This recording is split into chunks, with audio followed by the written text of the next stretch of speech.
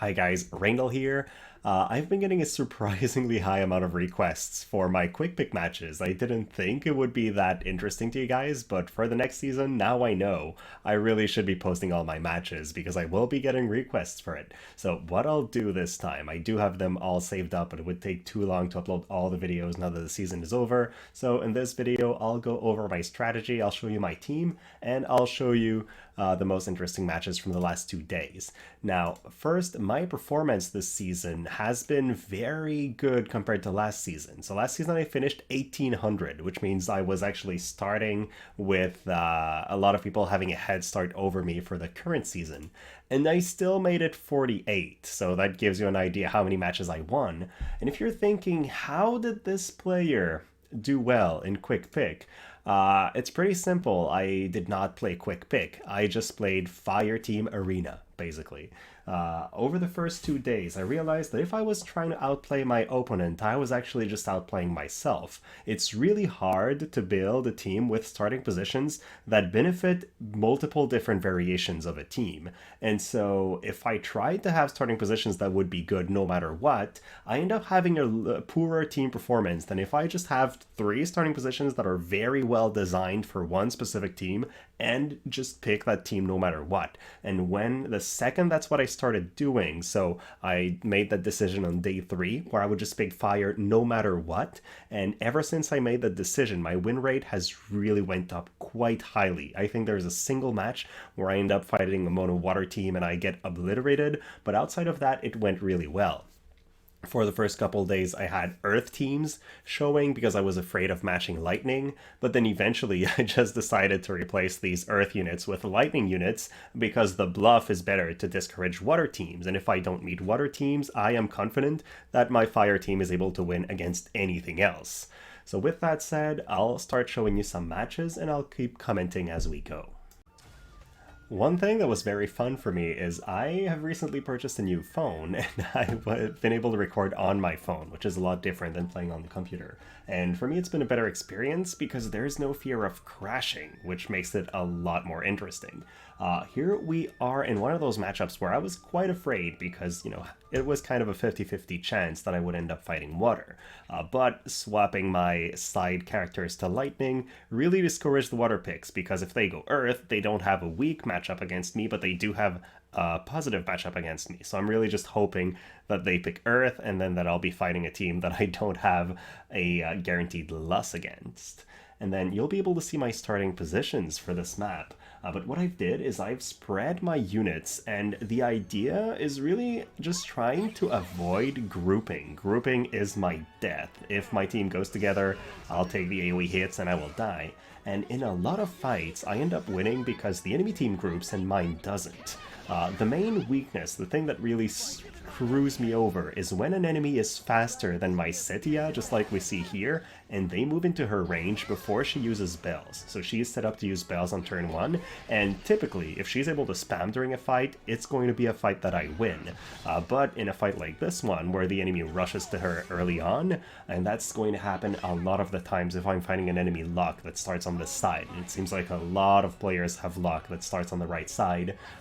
Well, then she just has AP for the first attack, and then she runs out of steam very early. So you'll see some of that happen as well. In this specific scenario, though, as you can see, the Earth player has pretty much no chance against my team. He hasn't really been able to do real damage, and my Cetia is set up with a ton of accuracy. We have an accuracy up vision card in the primary slot, in the secondary slot, a luck up vision card in secondary, and then she's got an Alexandrite ring on top. So every single bit of accuracy I could stack on her is there, and because of that, she rarely misses, even against full light evasion, which has made her a more reliable pick than you would expect otherwise.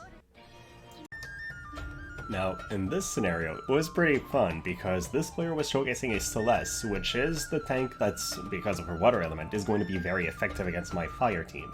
Still, that doesn't make me really want to switch to lightning. Again, my starting positions are just very, very tailored towards the fire team. They work well for this. So I was wondering, will they pick the water and wind combo, or will they be tempted to go for the earth team because they have a chance to hit my lightning team? And it's interesting because those first two matches I'm showing you are not against team that decided to go full light, but I would say 80% of my matches this season have been against light players, and then most of the matches that weren't against light players were against wind players, because, you know, that's what we see in the meta quite often. And that is actually what made me decide to stop playing the pick game. I just used a fire team that I was confident would win against both wind and light teams in most scenarios, and I just went for it. And whenever I was trying to outpick my opponent or guess what they were going to use, I felt like I was just outplaying myself, actually, because I had one team that could win, and I ended up not using it because for some reason my mind thought it wasn't the best scenario. But let's look at this specific match. Again, the enemy starts by closing in on Cetia, and she doesn't use bells. It's been a couple times now that this happens, but whenever she unlocks her AoE attacks, you can tell just how destructive those are, and she deals a very high amount of damage. One thing that I see happening quite often with Terra is that whenever she's faced with a tank, she begins by using her limit break.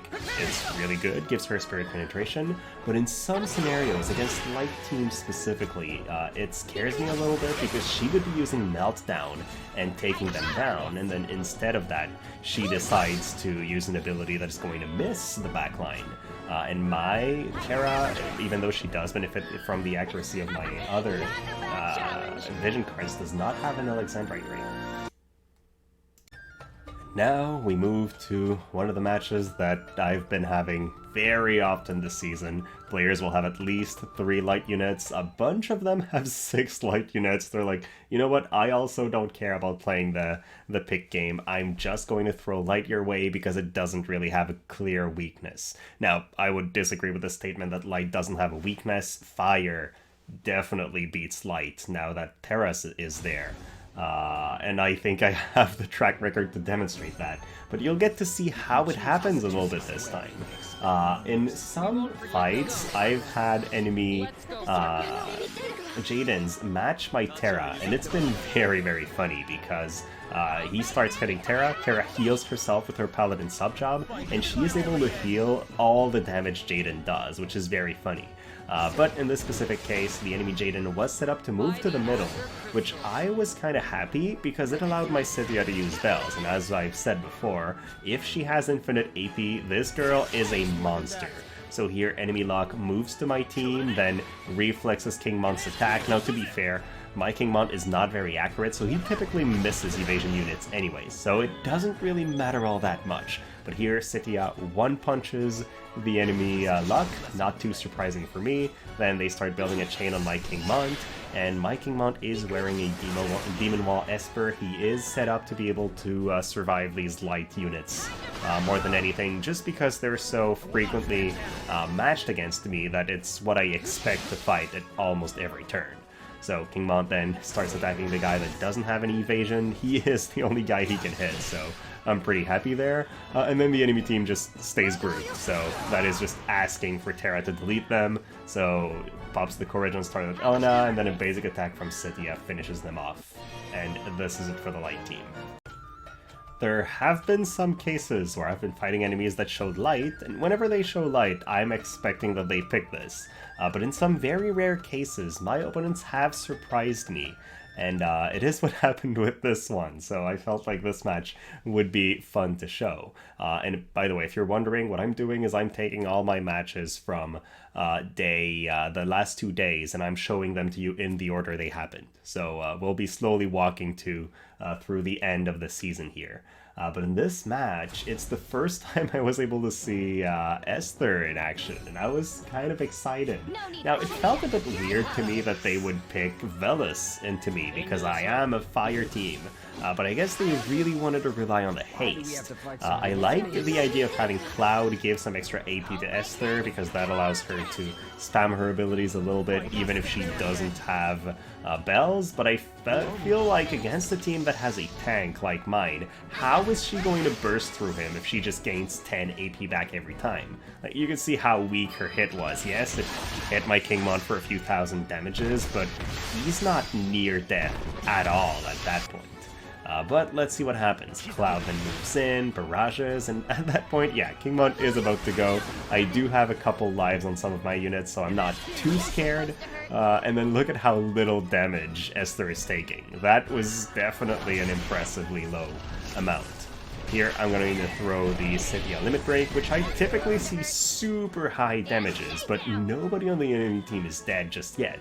And at that point, I was a little bit afraid. Yes, I'm negating their healing because of Cetia's thermal attack, but still, I would have expected at least one of them to die from the burst I did, and instead they're still relatively healthy. But fortunately for me, Cetia was able to survive the hit from Cloud, and at that point her AoE damage is just too much for the enemy team to take, and we just win. And now we are on the matchup that I've seen the most often this season. It is a team half of light, half of wind, and generally players end up picking light. Interestingly enough, the first couple days, I would say I fought almost only light, but the last couple days there has been a lot more variety, and that's part of why these are the days I'm deciding to show you on screen, because I find that just showing the same matchup over and over is going to be a lot less interesting. This player decided to pick a 2B, which I was surprised. I feel like the most recent units are outperforming 2B in many scenarios, and the reason isn't so much that 2B is outdated as a unit, but because we have so much light evasion that we're fighting all the time. Most players are used to building high accurate team because they want to have a chance in these matchups, and that kind of takes away 2B's main advantage, which is being very evady. So in this scenario, just like the others, she's not going to dodge that many hits. Like, yes, she can dodge attack from King Mont because he's not one that's built for accuracy, but all the other guys on my team will be able to hit her reliably. Something that very much impresses me in this case is how this Halloween little Leela was able to survive the hit from Cetia. Her limit break, usually on a character like little Leela, will completely remove them from the map. But in this case, what the hell, she lives. And that surprised me quite a bit. I must admit, I was scared a little bit. Fortunately for me though, Cetia was not yet in range to hit Jeume, so she just deletes the little Leela by stacking a defense down on top of her fire resistance down, and then at that point, without a healer, without the large AoE attacks that she brings, they're not really able to do much. And then in 2 matches in a row does Cetia survive with a very thin sliver of health. In this specific matchup, I don't really think it would have mattered. How would my enemy kill someone like Terra? I don't really think they have a means of hitting her 4 times before she goes through them, but it was still quite impressive to see her survive with such a little amount of HP. And at that point, I have 4 more matches to show. So we are in the last day. The match with 2B was the first one in my last day, and another one of these players that is showcasing a lot of light and a Celes.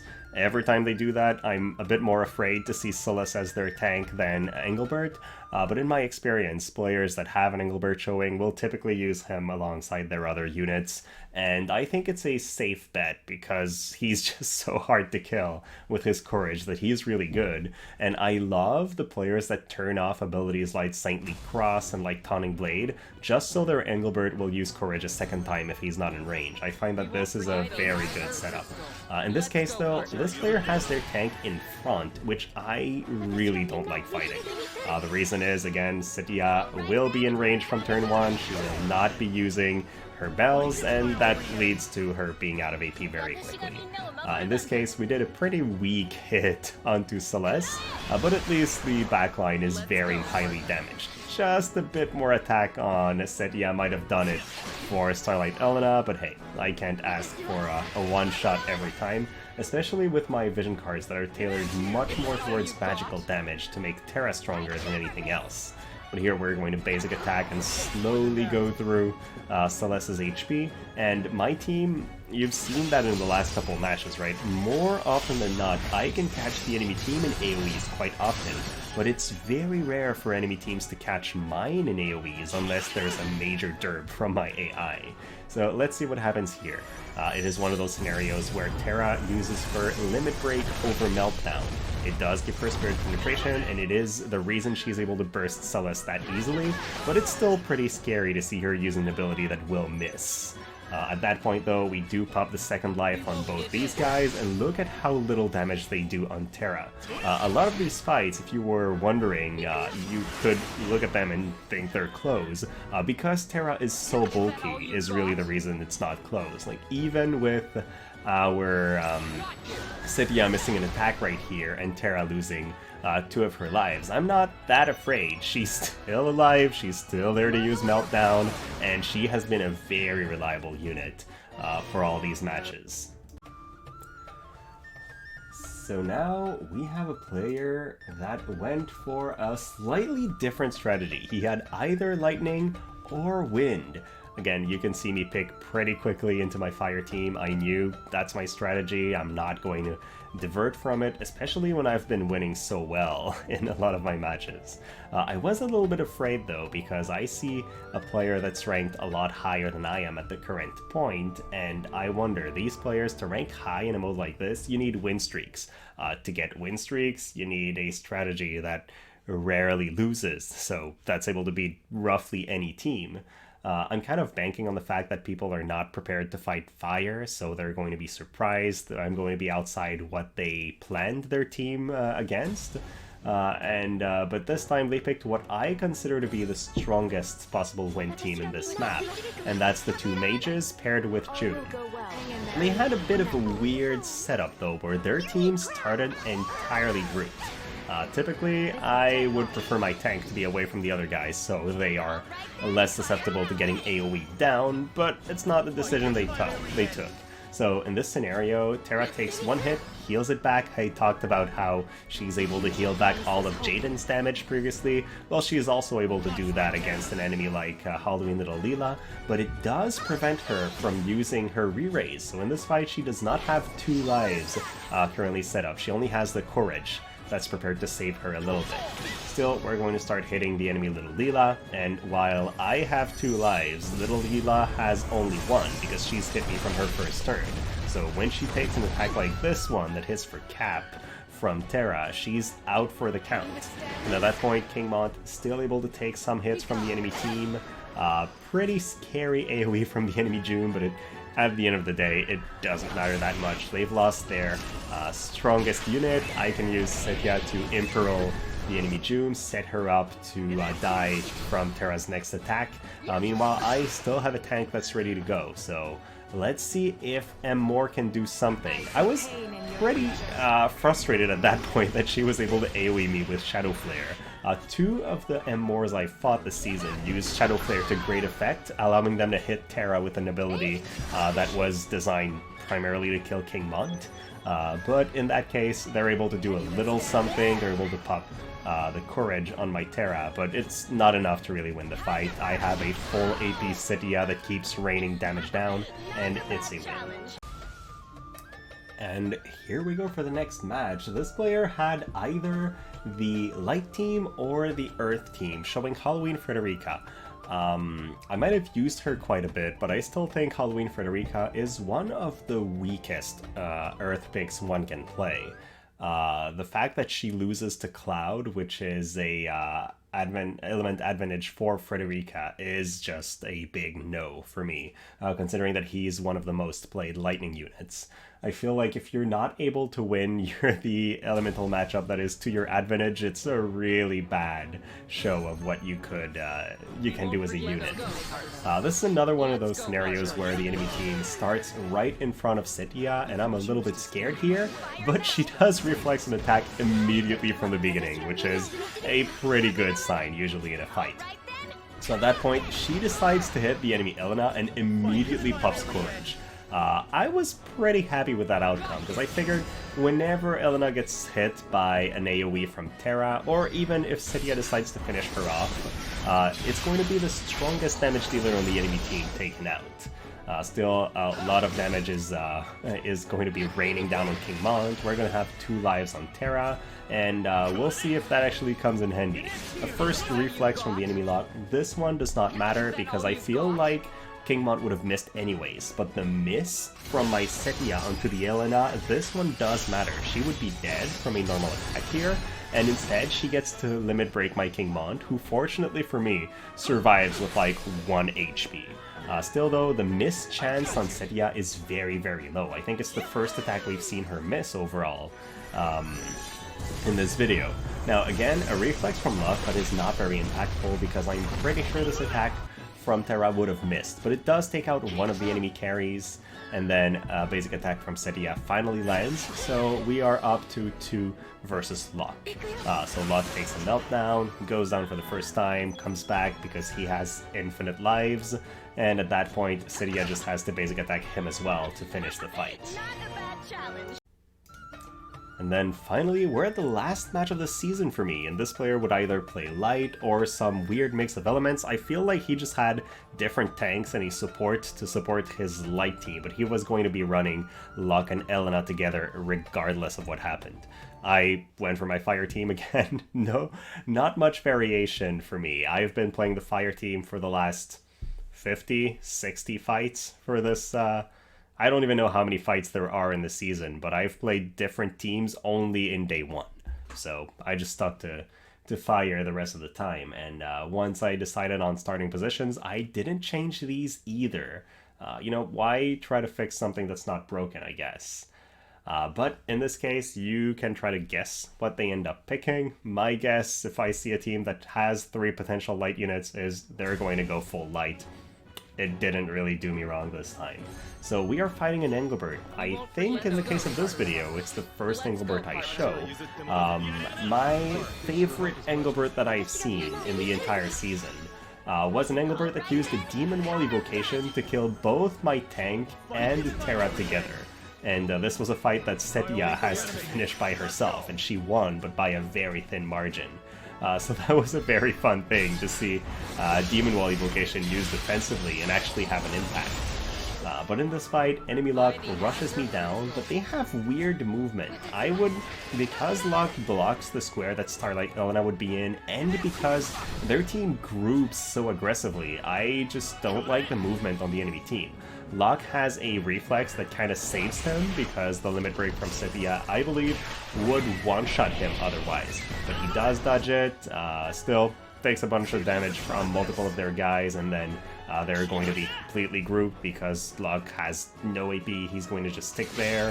We take the Prismatic Punishment, King Mont just about to go down from all the light chaining, but it doesn't really matter if I lose my tank in this comp. He's there to take the early hits, and just to allow somebody like Terra to do all the damage from the back. So at that point, we're trying to do a bit of damage to somebody like Engelbert, but it doesn't really matter. We take all the damage carries out, and at that point, there is really nothing Engelbert can do to win that fight, so we just kill him with Terra afterwards. So this is it. I still can't tell if I love the game mode or not. It's so random because of the option to choose starting positions that kind of makes it so there's no real good starting positions. I'm quite happy with my performance, and I'm eager to see what's going to happen next season, but I feel like my idea of just making the best out of one single team with starting positions very designed towards this one is a winning strategy, if I can pick an element that players don't expect and that's still able to win reliably against them. But let me know your thoughts. What has been your experience? Do you have any highlights you'd like to share? I'll be very happy to listen to those. Otherwise, guys, thank you so much for watching, and I'll see you next time.